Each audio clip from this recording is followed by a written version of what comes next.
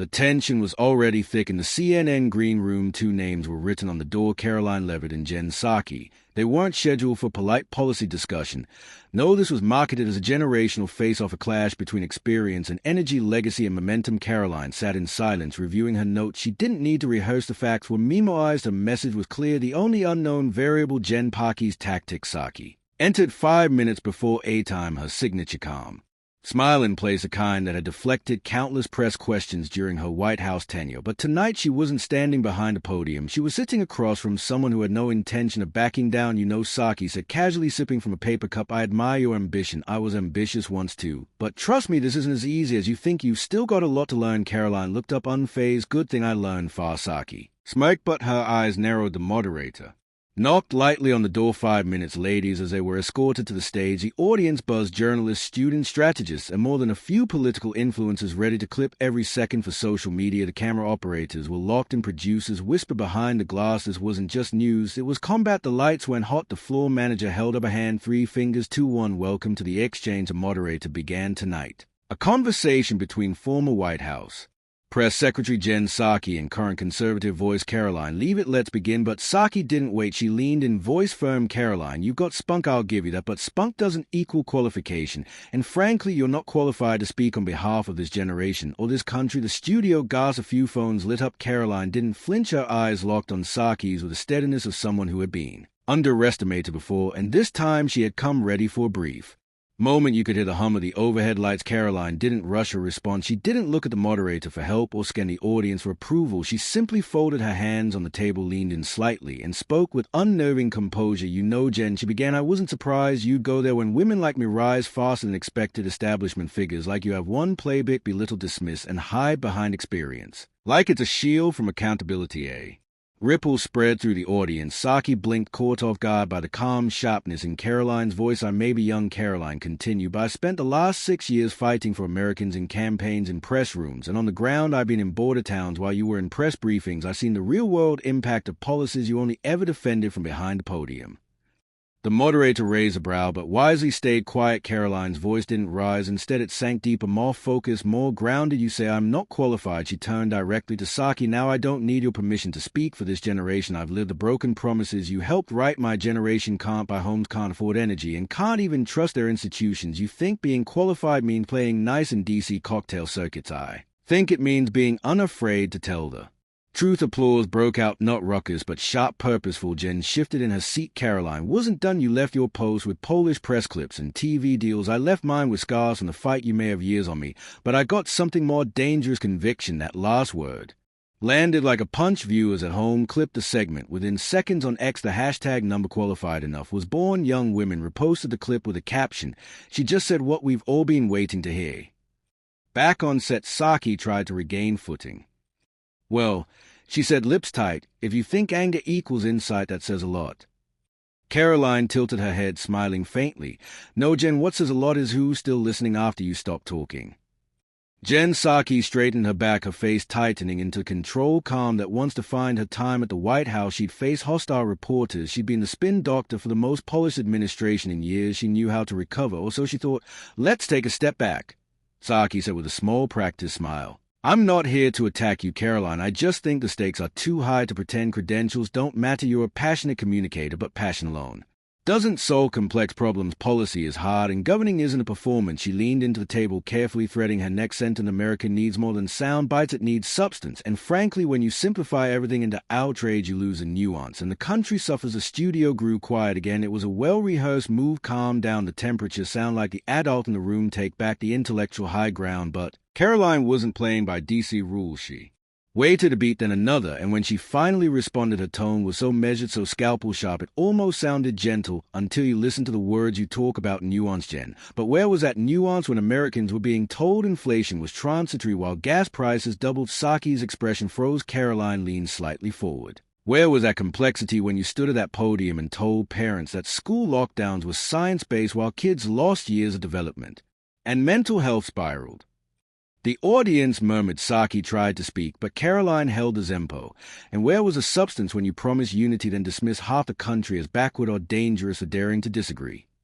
Now, the moderator sat back even. He knew this was no longer a debate. It was a reckoning. Karoline turned to the audience. Not top Psaki. We've had decades of polished messaging and expert painless. What is it? Given us a broken border, weaponized DOJ cities where you can't walk at night, and people like Jen calling that complicated instead of what it really is, failed leadership hiding behind elegant excuses. A crowd burst, not just applause now, but energy, cheers, real momentum. Jen Psaki opened her mouth, but it was clear she wasn't losing a debate. She was losing the room. The moderator, sensing the shift in the room, finally found his voice. Let's refocus for a moment, he said, glancing between the two women. Karoline, you criticized this administration's policies, but what would you have done differently, and how does your background qualify you to lead those decisions? It was a kind of question meant to expose a lack of depth, a classic trap for someone young. Someone new, but Karoline didn't blink. She took a quiet breath, then did something unexpected. She told the truth. I grew up in a small town in New Hampshire. My dad worked 2 jobs, one in vac, the other snowplowing in the winter. My mom was a school aide who clipped coupons at the kitchen table so we could afford groceries and gas in the same week. She looked directly into the camera. Now, we weren't poor enough for government help, but not rich enough to relax. We lived in that in-between space where working hard didn't guarantee peace,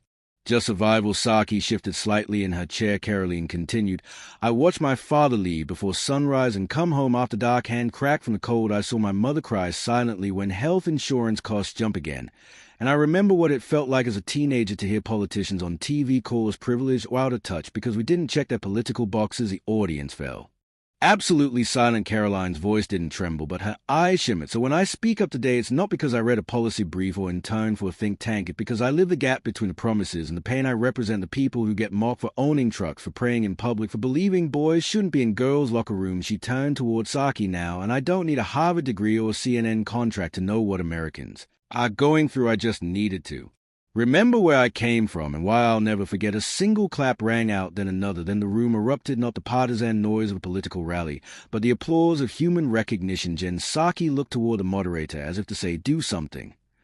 But there was nothing to do, because in that moment Karoline wasn't just debating, she was testifying. Jen Psaki shifted in her chair, reaching for the glass of water in front of her. Her carefully constructed poise had cracked. For a split second the studio audience saw something rare, hesitation, but she recovered. Karoline. Psaki began with a forced smile. Your personal story is compelling, I'll admit that, but policy requires more than emotion. It requires understanding, complexity, geopolitics, macroeconomics, healthcare systems, and with all due respect, a snowplow and a school aide's experience don't make you a policy maker. It was a calculated insult dressed as a compliment, and Karoline saw it. She didn't even blink. Interesting, she said, voice cool, because I recall a certain press secretary saying inflation was a good sign of economic health and excusing skyrocketing grocery prices as people buying more meat. That was you, right? The audience chuckled uneasily. Psaki's smile strained. Karoline didn't let up. You talk about complexity, but let's talk results. When President Biden's policies caused energy prices to spike, families in my hometown had to choose between heating oil and medication.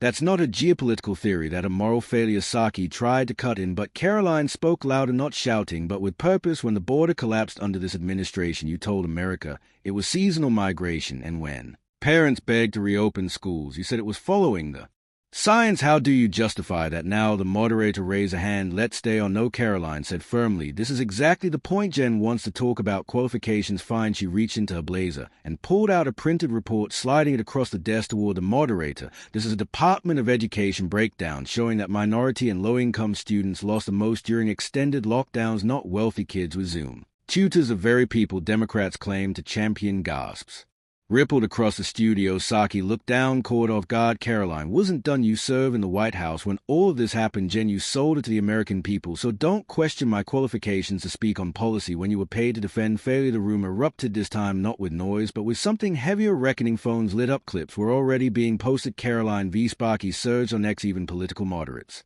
online couldn't deny it. Karoline had landed a blow that couldn't be explained away. Psaki leaned back. Her eyes weren't angry now. They were worried, because this wasn't a viral moment. This was a narrative collapse. By the time the next commercial break rolled, the moderator's earpiece was buzzing non-stop. Producers scrambled behind the glass wall. Network X6 were texting in all caps. Even rival media outlets had begun clipping Karoline's last line. Don't question my qualifications when you were paid to defend failure.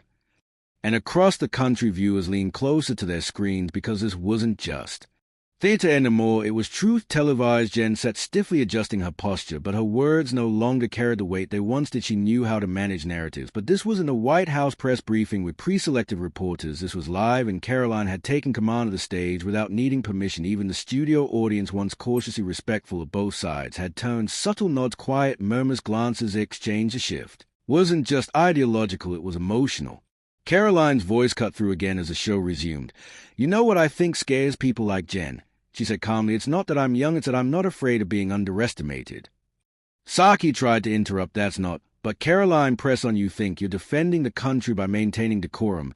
I think the country's crumbling beneath that decorum, and people are tired of excuses dressed as expertise." Boom. The audience reacted audibly, not with applause this time, but with a deep collective yes that came from the gut. Karoline turned toward the cameras. "Now, people watching this at home, you've been told you're not smart enough to ask questions, that you're too rural, too religious, too Republican to have a voice in your own democracy. I'm here to tell you that a lie. Pause. I don't represent a party. I represent the people who are done being quiet." The moderator sat speechless. Jen Psaki crossed her arms, trying to regain composure. "You can speak in slogans all night, Karoline, but this isn't a campaign ad, it's a debate." Karoline looked at her, eyes calm. "No, Jen, it's a wake-up call." Online hashtags exploded. "In wake-up call all." Karoline claps back. Psaki stunned. Fox News went live with a breaking banner. Karoline Leavitt dominates debate stage. Psaki on defense. Even MSNBC ran a split-screen. Karoline mid-sentence. Psaki caught silent. A rare freeze frame for the woman once known for circling back inside the CNN control room. One senior producer muttered under his breath, "She just flipped the narrative in under 20 minutes. And in the lobby, a former Obama advisor watching on a screen whispered, "We underestimated the wrong one." Behind the stage, CNN's media team was in overdrive. Producers tried desperately to rebalance the segment's tone. Editors whispered into the moderator's earpiece, urging him to move toward climate or pivot to foreign policy, anything to diffuse the storm that Karoline had ignited. Meanwhile, liberal media figures took to social platforms, attempting damage control. Karoline Leavitt is charismatic, but this is pure populism. Being loud isn't the same as being right. Don't confuse a viral moment with leadership. But none of it stuck, because it wasn't just volume, it was clarity, and Karoline had delivered it with surgical precision. She had spoken without cards, cited real reports, told a story without spin, and called out hypocrisy not with fury, but with facts. In the green rooms of other networks, even rival anchors, watched the live stream, jaws tight. One senior producer at MSNBC reportedly muttered, "She just turned Psaki into a press release." Inside the studio, Psaki tried to salvage ground. She sat forward, arms crossed, tones soft, but cutting. "You keep bringing up your personal background as if it give you an edge in every debate, but we're here to talk policy, not personal hardship." Karoline didn't flinch. She waited, let the silence stretch, then answered calmly, "I bring it up, Jen, because the people making policy often forget who lives under it." The audience reacted, a low, deep wave of hums and nods. "You say it's not about personal stories. That's exactly the problem. You think governing is abstract. I think it's personal for millions of Americans. Policy isn't a headline. It's the difference between affording groceries or skipping dinner." Psaki exhaled sharply. "I'm not dismissing real pain." Karoline leaned in. "But you explain it away. That's worse." And that was a moment Jen knew she couldn't out-narrate her opponent. Not tonight. Karoline wasn't just winning arguments, she was shifting belief. Meanwhile, outside the studio, protesters had started to gather, not to demonstrate, but to watch. Phones raised, chants echoing, "She speaks for us, we're not invisible." An independent journalist tweeted, "Psaki is still speaking DC, Karoline speaking America."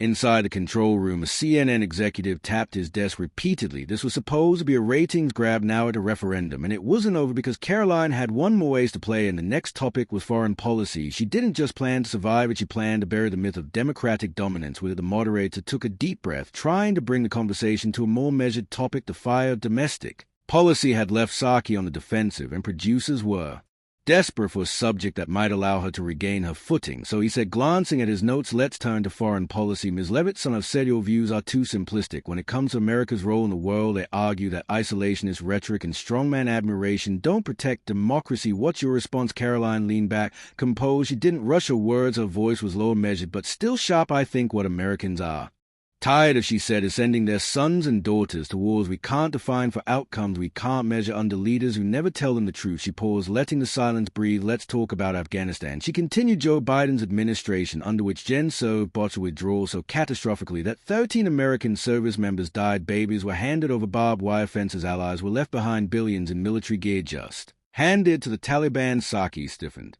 Karoline pressed forward. You defended that, Jen. You stood in the White House briefing room and said it was a success because we evacuated over 100,000 people. You didn't mention the Americans trapped. You didn't mention the Gold Star family. Psaki raised a hand. That unfair. Karoline's eyes locked on her. What's unfair is pretending your administration's failures are too complex for accountability. What's unfair is branding people like me as unqualified because we asked the questions you never wanted to answer. The room tightened. The audience was no longer clapping. They were listening deeply. Karoline continued, her tone steady. You talk about nuance in Ukraine. Fine, let's ask the hard questions. How much aid is enough? How much oversight is in place? Why are American taxpayers footing the bill for European defense while our own border is wide open? Psaki opened her mouth, but Karoline turned to the moderator. I support strength, not confusion. I support peace through deterrence, not chaos through indecision, and I support putting the American people first, not last. The moderator was silent. So as Jen backstage, Psaki's team was furiously texting one aide to a CNN anchor, tweeted, then quickly deleted. This is spiraling. Psaki's being outflanked in every direction. On Reddit, clips of Karoline's foreign policy lines exploded with titles like she's 27 and talking circles around Psaki. Even international outlets picked it up. A UK commentator posted, the most composed voice on the American stage tonight isn't a veteran, it's a newcomer. Inside the studio, Karoline took one final breath. You wanted to talk about foreign policy. She asked, here's my position, protect America first, always, not because we should fear the world, but because we've earned the right to lead it without apology. And with that, she leaned back, expression unreadable across the stage. Psaki sat in stunned silence. Her years of experience, media polish and polished debate lines couldn't shield her anymore because Karoline hadn't just won the crowd. She'd taken the mantle of something bigger than the debate. She had become the voice of Americans who felt voiceless. And Jen Psaki, seasoned, respected, admired, had no words left. By now, the debate no longer felt like a panel. It had evolved into a cultural turning point, a televised flashpoint in the long war between polished political narratives and raw public frustration. Karoline Leavitt wasn't just winning on points. She had redefined the terms of battle. Jen Psaki, once the face of progressive media poise, now sat unusually still. Her voice had vanished beneath the weight of a truth no amount of talking points could smother. The moderator cleared his throat, desperate to restore balance. Psaki, he asked, do you want to respond to Ms. Leavitt's statements regarding the Afghanistan withdrawal and Ukraine funding? Jen inhaled slowly. I served during an incredibly complex period. We made tough calls, and yes, mistakes were made, but no one was held accountable. Karoline interjected, her tone flat and final. That's a problem, Jen. You represent a generation of leadership that escapes every failure by saying it's complicated, but Americans don't get to hide behind excuses. They pay for every one of those complications with jobs, with gas bills, with funerals. A room fell still. Then Karoline shifted gears and struck harder. You've been in politics long enough to know how to deflect, how to delay, how to dilute outrage into apathy. But what you did count on was someone who knew the playbook and wasn't afraid to burn it. Psaki opened her mouth, but Karoline leaned forward. You mocked me before we came on air, called me ambitious, said I had a lot to learn. You didn't say it to encourage me. You said it contained method, keep people like me in line, but you can't contain what's already moving. Her voice. With arrogance you hear conviction, and call it inexperience. You see millions of Americans who was quiet, now dangerously calm. You see a young woman with confidence, and call had enough and call them misinformed. That's not leadership. Jen. Karoline turned to the audience. That's fear. Gas. Psaki looked stunned. Her signature smirk, the one she wielded so effectively behind the press room podium, was gone. What remained was a visible, slow realization. She was outmatched backstage. CNN's control room was in chaos. Producers scrambled. One anchor whispered off camera, this is no longer a debate, it's a transfer of momentum live in front of us.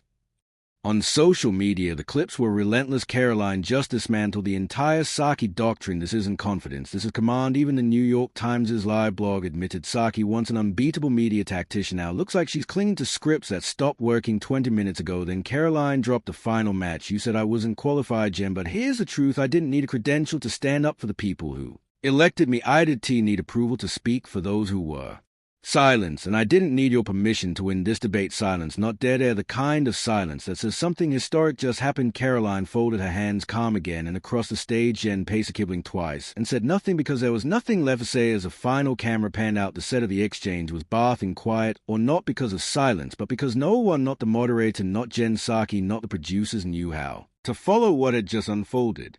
Karoline Leavitt had walked into the studio as the underdog. She walked out as a defining voice of her generation. The moderator visibly rattled, cleared his throat. Thank you, ladies, for a lively, and he paused, glancing at Psaki and Karoline. Unexpected exchange. Psaki gave a thin nod, her eyes no longer trying to dominate, but simply survive. The woman who once held court in the White House briefing room now looked like a faded headline. Her responses drowned beneath the flood of Caroline's clarity. But Caroline, she sat tall, hands calmly folded on the desk, chin high. Her closing words came not in a roar, but intimating far more dangerous certainty. I didn't come here tonight to argue with soundbite. She began. I came to say what millions think, but are too often told to stay quiet about. She turned to Psaki briefly. I respect service, but service without results is theater, and the American people are tired of being the audience to your performance. Then she turned to the camera. The future belongs to those who speak with truth, not polished with clarity, not credentials. And if this debate proved anything tonight, it's that fact: conviction and courage don't need a teleprompter. The crowd silent until interrupted, not wild partisan noise, but thunderous affirmation. Caroline rose from her chair. She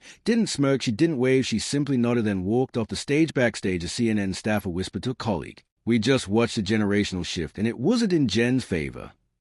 Within minutes, social media detonated. Caroline didn't win. She redefined the whole damn thing. Number sign not qualified. After that, she's more qualified than the last 5 press secretaries combined. Jen Psaki just got steamrolled by someone half her age and twice her spine. By midnight, Fox News, Newsmax, and even independent podcasters had flooded their coverage with the same line: Caroline Levitt's breakout moment. But it didn't end there. The next morning, Caroline trended at #1 in the U.S. clips of her calmly citing Department of Education stats side by side with Psaki's. Speechless reactions circulated across every platform. Students posted her lines over their own campus debates. Veterans tweeted support. Suburban parents, small business owners, and even some disillusioned moderates shared the same phrase. She gets it. Psaki, meanwhile, can lead her scheduled post-debate interview. Her team issued a short statement: "We stand by Jen's message, but tonight the narrative got away from us. It wasn't just a loss, it was a passing of the microphone." Caroline, now back in her dressing room, opened her phone. Dozens of missed calls, messages from political strategists, journalists, even former critics, all now asking what's next. She smiled faintly, then tapped a reply. "I did come to play a part. One came to change the story." And she had from the moment Jen Psaki said, "You're not qualified," to the final step off that stage. Caroline Levitt didn't just push back, she owned the moment. In America, it was still talking about her. The next morning, it started with one line: "You're not qualified." But Caroline turned that line into collapse, into transformation, into awakening. This wasn't just a debate, it was a reckoning. Words clashed, yes, but so did arrogance and accountability. Jen had experience, elite backing, and media comfort on her side. Caroline had truth and conviction. And that night, conviction, one truth, one Caroline Levitt didn't just defend herself. She gave voice to millions who'd been mocked, silenced, dismissed. And to those who tried to contain that voice, she delivered one final message: "You underestimated us. We've woken up. This wasn't just a victory, it was a beginning of something."